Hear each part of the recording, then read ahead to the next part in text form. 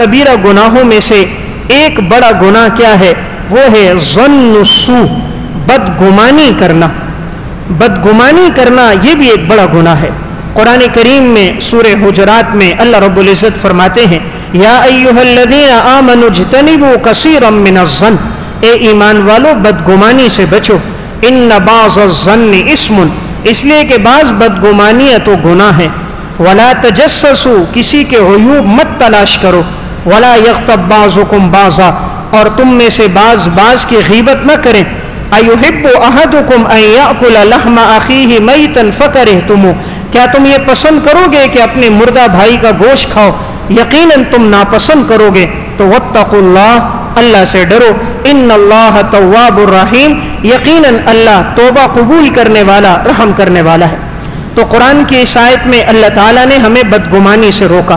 اسی طرح نبی اکرم صلی اللہ علیہ وسلم نے فرمایا، صحیح بخاری کی روایت ہے، ایاکم والظن، تم لوگ بچو بدگمانی سے، فإن الظن اکذب الحدیث، اس لیے کہ بدگمانی گناہوں میں ایک بڑا گناہ ہے۔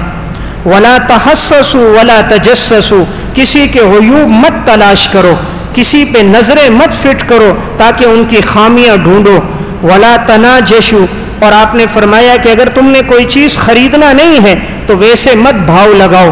ولا تحاسدوا، حسد نہ کرو۔ ولا تباغضوا، آپس میں بغض نہ کرو۔ ولا تدابروا، ایک دوسرے سے قطع تعلقی نہ کرو۔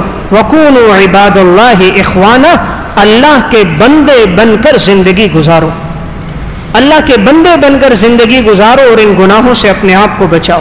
تو گویا قرآن اور حدیث میں ہمیں جس گناہ سے یہاں روکا گیا وہ بدگمانی ہے۔ بدگمانی کا کیا مطلب ہے؟ کہ انسان خود ہی ایک سوال ڈھونڈے اور خود ہی اس کا جواب تلاش کر دے۔ مثلا ایک شخص کسی خاتون کے ساتھ جا رہا ہے، اب بدگمانی یہ ہے کہ آدمی ذہن میں سوچے، لگتا ہے کہ یہ کوئی عورت ہے اور یہ غلط ارادے سے اس کے ساتھ جا رہا ہے، اب ممکن ہے وہ اس کی ماں ہو، بہن ہو، بیٹی ہو، بیوی ہو، تو یہ اس کے بارے میں بدگمانی کرنا کہ یہ کسی خاتون کے ساتھ غلط ارادے سے جا رہا ہے، شریعت اس کی اجازت نہیں دیتی۔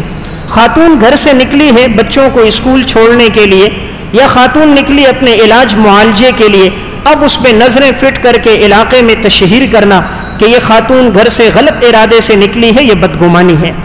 ایک شخص جا رہا ہے اور ساتھ اس کا بھتیجا، بھانجا یا شاگرد ہے، کوئی بات پوچھ رہا ہے، مسئلہ پوچھ رہا ہے، اب بدگمانی کرنا کہ یہ کون جا رہا ہے، کیوں جا رہا ہے، اسلام اس کی اجازت نہیں دیتا۔ ہر آدمی اپنے بارے میں سوچے، ہم سے ہمارے متعلق پوچھا جائے گا، دوسرے کے بارے میں نہیں پوچھا جائے گا۔ اللہ عادل ہے، جیسے اللہ ہمارے ساتھ انصاف کرے گا اس کے ساتھ بھی کرے گا۔ اگر ہم نے کوئی بدگمانی کی ہے تو اس کی سزا ہمیں بھی ملے گی۔ اس لیے شریعت کا حکم یہ ہے ہر ایک کے بارے میں اچھا سوچا جائے۔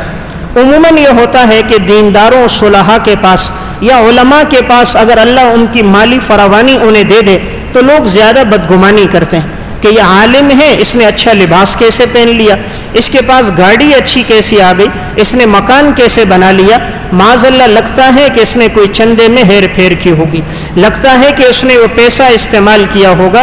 تو سوال بھی خود ڈھونڈا، جواب بھی خود نکال دیا۔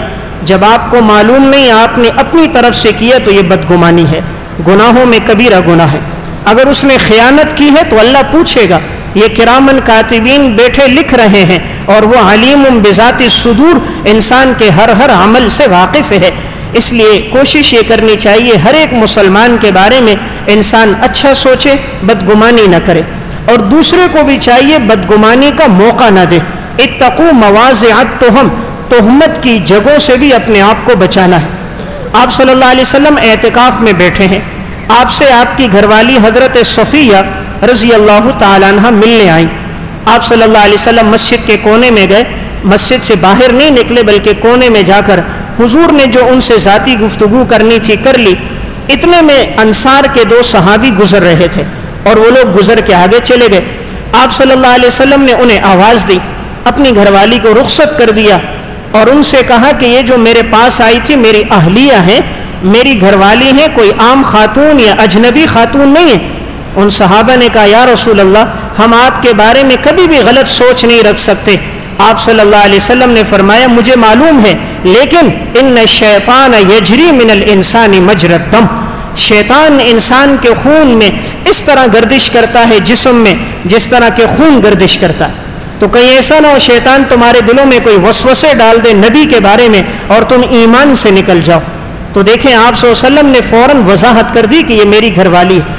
تو خود بھی انسان کو بچنا چاہیے اور دوسرے کو بھی فوراً تہمت نہیں لگانی چاہیے, تحقیق کرنی چاہیے, اپنے بارے میں سوچنا چاہیے. جب انسان اپنے عیوب پر مطلع ہونا شروع ہو جاتا ہے اسے دوسرے پر نظر دوڑانے کا موقع ہی نہیں ملتا. دوسروں کے عیوب وہ تلاش کرتا ہے جو اپنے آپ سے غافل ہوتا ہے, ورنہ اپنے عیوب انسان میں اتنے موجود ہیں, اگر وہ ان کی اصلاح کرتا رہے تو عمر نوح بھی گزر جائے گی, اصلاح نہیں ہوگی. ہر انسان میں اتنی خامیاں اتنی کوتاہیاں موجود ہیں, اس لیے بدگمانی بھی گناہوں میں بڑا گناہ